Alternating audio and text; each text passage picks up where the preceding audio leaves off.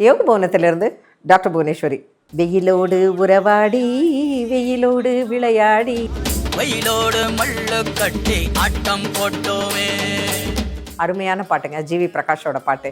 வெயில் நமக்கு ரொம்ப நல்லது. இப்போது நமக்கு நிறைய பேருக்கு விட்டமின் டி இல்லை. சூரிய ஒளி அவசியமா? கட்டாயமாக அவசியம்.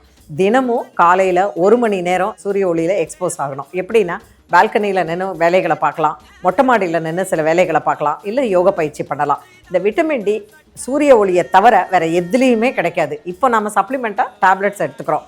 இதுக்கு நான் ஒரு அழகான ஒரு பயிற்சி உங்களுக்கு சொல்கிறேன். சூரிய நமஸ்காரம்.